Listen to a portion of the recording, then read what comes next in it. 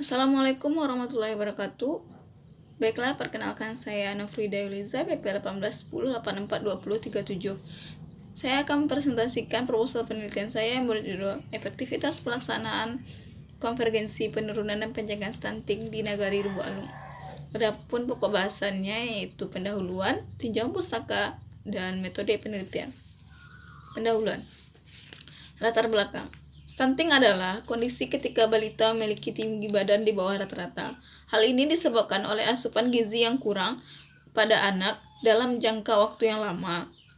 Stunting dapat menyebabkan anak menjadi mudah sakit, gangguan perkembangan otak, dan kecerdasan, sehingga stunting merupakan ancaman yang besar bagi kualitas SDM di Indonesia.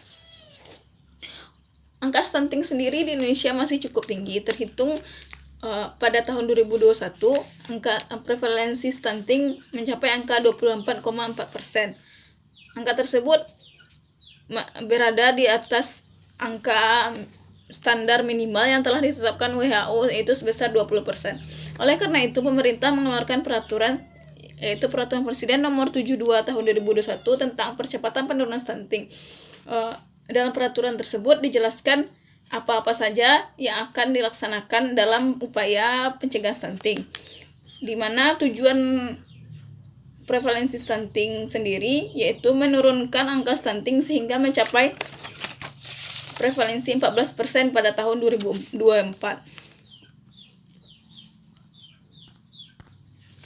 Konvergensi pencegahan stunting. Konvergensi dalam pencegahan stunting berarti pencegahan stunting dilakukan melalui intervensi gizi yang terpadu, mencakup intervensi gizi spesifik dan gizi sensitif.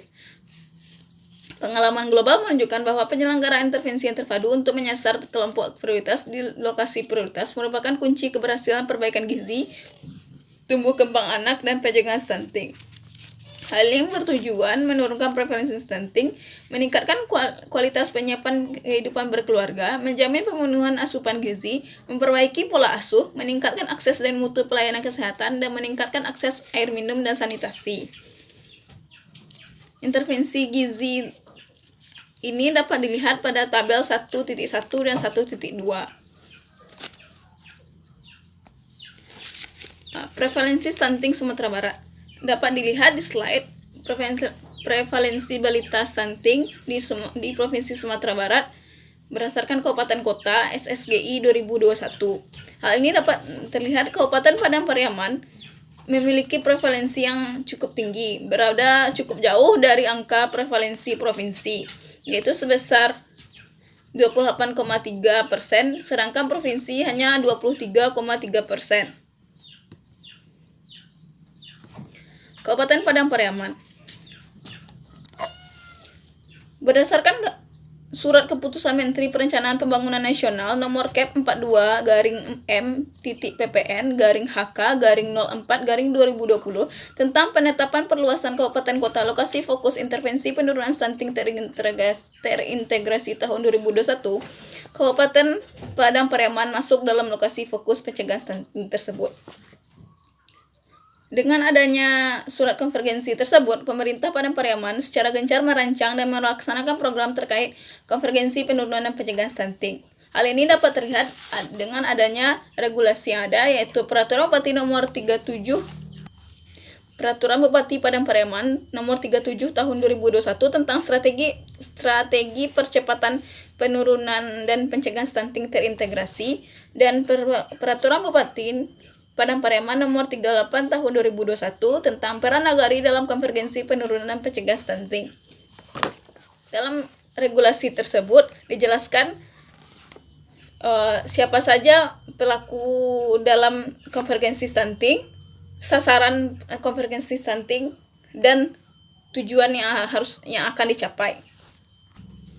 Nagari Lubuk Alung. Secara geografis, Nagari Lubuk Alung cukup unik karena dibelah oleh negari lain sehingga menghasilkan daerah atas dan bawah dengan kepala pemerintahan yang sama. Hal ini juga menyebabkan Nagari Lubuk Alung memiliki 2 orang kader pembangunan manusia KPM, di mana hal ini cukup jarang ditemukan.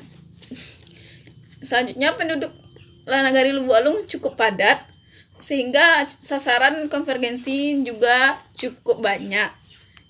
Selanjutnya, Nagari Bualung menjadi lokasi fokus prioritas stunting terintegrasi pada tahun 2022 dan 2023. Selain fenomena sebelumnya, juga ada fenomena selanjutnya, yaitu masih banyak masyarakat yang awam tentang stunting.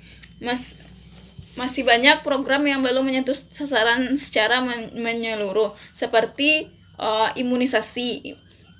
Anak usia di bawah 2 tahun harus memiliki imunisasi wajib lengkap, tapi karena kurangnya pengetahuan orang tua, terkhusus ayah, banyak yang melarang anaknya untuk diimunisasi dengan alasan seperti, anaknya nanti demam setelah diimunisasi. Padahal secara kesehatan, secara medis itu adalah hal yang wajar. Kurangnya hal ini tentu sangat berpengaruh, karena imunisasi adalah hal yang wajib untuk anak agar memiliki daya tahan tubuh yang kuat. Selanjutnya, hal ini disebabkan juga kurangnya sosialisasi tentang apa itu stunting dan pentingnya mencegah stunting. Rumusan masalah. Bagaimana efektivitas pelaksanaan konvergensi penurunan dan pencegahan stunting di Nagari Bualung? Tujuan penelitian untuk mendeskripsikan dan menganalisis efektivitas pelaksanaan konvergensi penurunan dan pencegahan stunting di Nagari Bualung. Manfaat penelitian. Manfaat teoritis. Penelitian ini diharapkan dapat memberikan informasi dan bahan referensi dalam ilmu administrasi publik terkait dengan efektivitas pelaksanaan konvergensi penurunan pencegahan stunting di Nagari Bualung. Manfaat teoritis. Yang pertama, bagi pemerintah, penelitian ini diharapkan dapat memberikan sumbangan bagi pemerintah daerah, khususnya pemerintah nagari, agar senantiasa memberikan peran lebih baik dalam konvergensi penurunan stunting. Masyarakat, penelitian ini diharapkan dapat memberikan informasi kepada masyarakat, terkhusus para ibu hamil dan orang tua yang memiliki anak usia 0-2 tahun dan usia 2-5 tahun. Peneliti, memberi kesempatan bagi penulis untuk mengaplikasikan ilmu maupun teori yang dipelajari selama ini. Selain itu, penulis juga diharapkan mampu menambah wawasan pengetahuan dan pengalaman. Tinjauan pustaka. Penelitian terdahulu. Adapun penelitian terdahulu yang digunakan dalam penelitian ini ada 2, yaitu yang pertama penelitian oleh Muhammad Zulkifli pada tahun 2022 yang berjudul Penanggulangan Angka Stunting di Dinas Kesehatan Kabupaten Nrekang. Adapun relevansinya yaitu sama-sama menggunakan metode penelitian kualitatif dan sama-sama meneliti tentang stunting. Yang kedua, penelitian oleh Desi Nirmala Setiawati pada tahun 2020 yang berjudul Efektivitas Program Desa Tangguh Bencana di Desa Argomulyo, Cangkringan, Sleman, DIY. Adapun relevansinya itu sama-sama menggunakan metode penelitian kualitatif dan sama-sama membahas tentang efektivitas pelaksanaan sebuah program pemerintah. Selanjutnya teori. Teori yang akan digunakan dalam penelitian ini yaitu teori efektivitas oleh Budiani, di mana ada beberapa indikator yang akan dibahas, yang yaitu ketepatan sasaran, sosialisasi, pencapaian tujuan, dan pemantauan. Skema pemikiran seperti yang terlihat di slide. Definisi konsep. Yang pertama, efektivitas. Efektivitas ialah komunikasi yang proses pencapaian tujuannya direncanakan sesuai dengan biaya yang dianggarkan, waktu yang telah ditetapkan, serta jumlah personil yang telah ditentukan. Yang kedua, stunting. Stunting adalah kondisi gagal tumbuh akibat kekurangan gizi di 1000 hari pertama kehidupan anak. Yang ketiga, konvergensi pencegahan dan penurunan stunting di Nagari adalah sebuah pendekatan intervensi yang dilakukan secara terkoordinir, terpadu, dan bersama-sama kepada target sasaran wilayah geografis dan rumah tangga prioritas untuk mencegah stunting di Nagari. Definisi operasional. Adapun definisi operasional dan penelitian ini seperti yang terlihat di slide. Ada variabel penelitian, indikatornya, dan cara pengukurannya. Metode penelitian. Pendekatan dan desain penelitian kualitatif deskriptif. Metode pengumpulan data. Yang pertama observasi, kedua wawancara, ketiga dokumentasi. Teknik pemilihan informan, teknik purposive sampling. Peranan peneliti, instrumen utama. Proses penelitian, perumusan masalah, observasi dan wawancara, dan menarik kesimpulan. Unit analisis kelompok, teknik analisis data, reduksi data, penyajian data, dan penarikan kesimpulan, teknik keabsahan data, triangulasi sumber. Baiklah, sekian presentasi dari saya. Lebih dan kurangnya saya mohon maaf. Assalamualaikum warahmatullahi wabarakatuh.